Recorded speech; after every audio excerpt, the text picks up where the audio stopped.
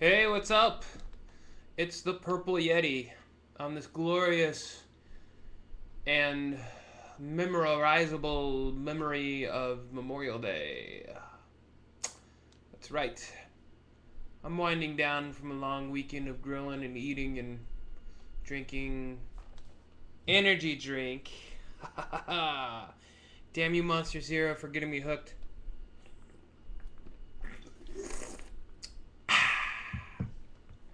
Yep, so now starts the recovery phase because I do have a drinking problem, as you can tell. But the Purple Yeti is back with his miraculous, memorable, ridiculous moniker. And we're back with another college football um, buffet platter.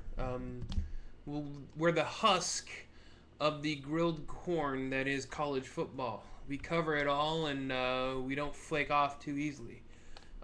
So, what has happened in the last week? More realignment stuff.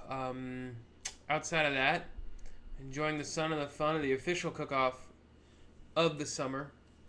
Yeah, that's right. 2 grillings already this weekend. It's also the kickoff of the summer. Even though Gray's Almanac or some other higher power in printed form demands that the official start of summer starts in June. Let's be honest, Memorial Day, that's when summer starts. So we're celebrating. I'm celebrating. I got my K-State shirt on, and I'm feeling pretty purple and pretty tasty. Don't read into that too much. So, yeah, realignment stuff has happened in the last week. That's about it, really. It's a he said, she said game that's been bouncing back and forth for the last month or so. Yeah, that's about it, really.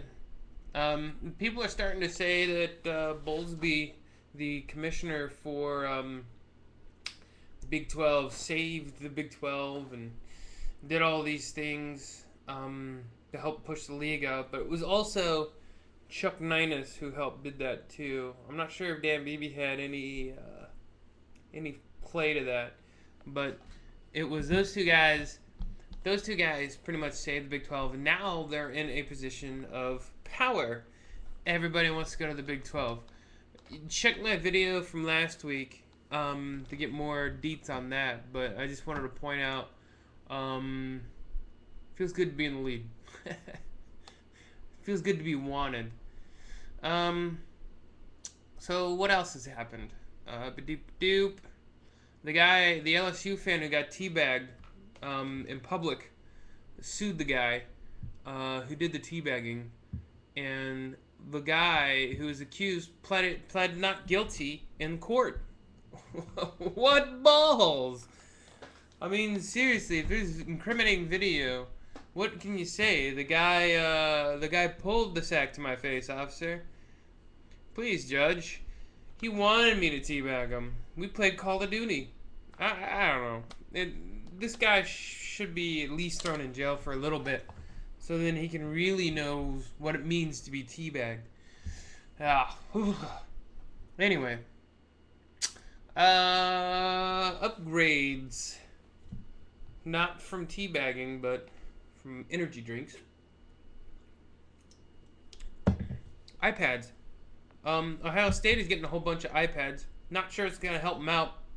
One recruit burned a letter, a recruiting letter, to Ohio State, and he committed to Michigan. But he won't be able to burn iPads, which is what Ohio State is now getting in their locker room starting this year. Nebraska did that first, and I think it was Ndamukong Suh who donated that, which is kind of cool. Maybe they could sell the iPads to do laundry with. I mean, are they renting them out? I don't think they get to keep it for life. I think it's more of just to study the playbook and maybe play some Angry Birds Space. Yeah, I finished it. Waiting for those next 10 levels, Rovio. Get with it. So, So good luck to those kids that are actually going to Ohio State, and try not to commit any infractions. They're kind of watching that like a hawk. Speaking of watching, like a hawk, Clemson had a board of trustees meeting, and they pretty much said the same thing that Missouri said. Well, no, what Texas A&M said before they left the conference, and the rumor was that someone was that there are some fans tailgating it. Awesome. Um, you'll know that I am patriotic, especially on a day like Memorial Day. Um, Even more so than I was, say, 10 years ago. I actually voted. I voted early. I got it out of the way. What's awesome is that at my district down here in Austin, I got to vote against Craig James. That was awesome. It felt good. I didn't know what the other guys were all about. I really just went in there to vote for the presidential primary. I'm not going to tell you what it is. I'm going to tell you who I voted for. But I can tell you that I voted against Craig James, and it felt so good. Whew. There's enough douchebags in Congress. We don't need another one. So, remember to go vote.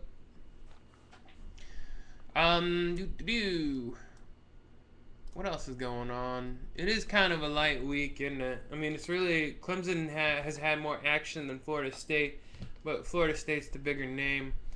Miami's trying to go in and say that they matter too by reaffirming their commitment to the ACC. Nobody was even asking about Miami when this whole thing started. I think they're just doing a bunch of Me Too stuff, trying to stay relevant. They're still suffering from all the infractions that they have. I mean, it's nice to hear from you, Miami, but please, I mean, near one foot in the grave with your football program, and really your basketball program brought you Frank Haith, who almost killed, he rode on the coattails of a bunch of seniors from Missouri in basketball. And that is the only basketball I will be talking about in this podcast, videocast, vlogcast, whatever you want to call it. Crap I upload to YouTube. That's what it is. Thank you, Monster. Yes, unsponsored sponsorship. It's the wave of the future.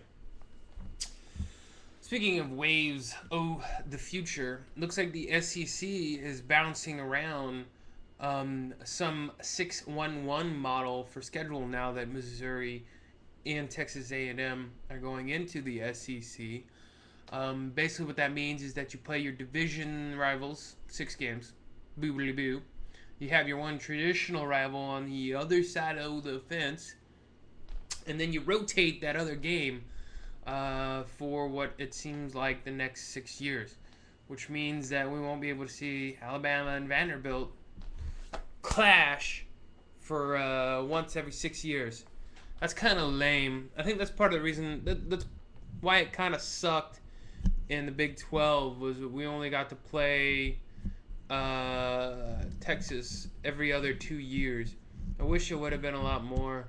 Now we get them every year, so that's nice.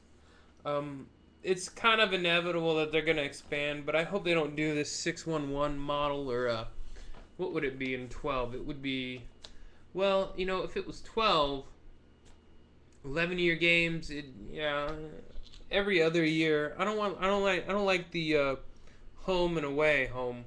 You know, I don't like 2 years in a row. I like it every other year. I get that you probably want underclassmen of the same level to be familiar with each other as you go through, but I'd like to see all the teams play each other on a more frequent basis than every 3 or 4 years. And 6 is just ridiculous. That's the one thing that's going to kill super conferences. It's like, if you're going to have a super conference, you might as well just play everybody in division only, and then that's it, right? I mean, seriously, we already have super conferences, Big 12, Pac-12, Big 10, SEC. The conference champions will play each other in a playoff, and then there you go. That's the end of the story. I don't get this whole division magic arithmetic thing. Doesn't make sense. Anyway, that's about it, right?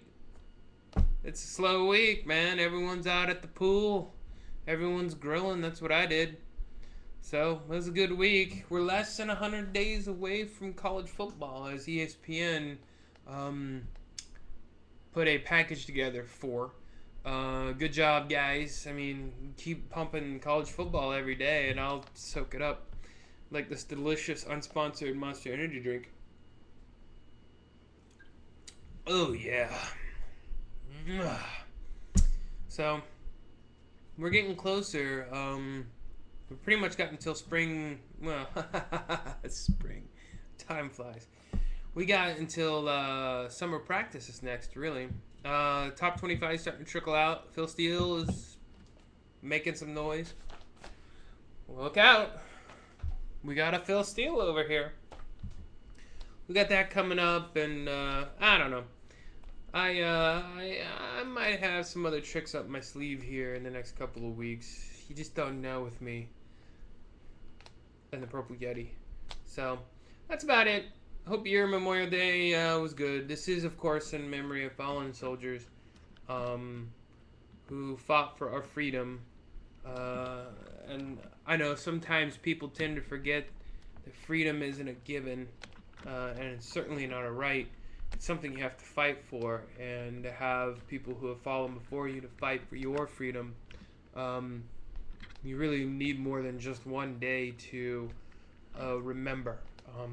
So remember your soldiers. Thank your living soldiers. Go see some dead ones. And remember, just because you're not fighting for freedom now doesn't mean that somebody isn't fighting it for you now.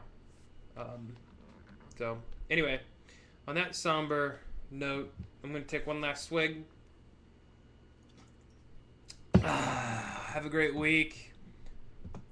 Try to recover. And we'll see you next time.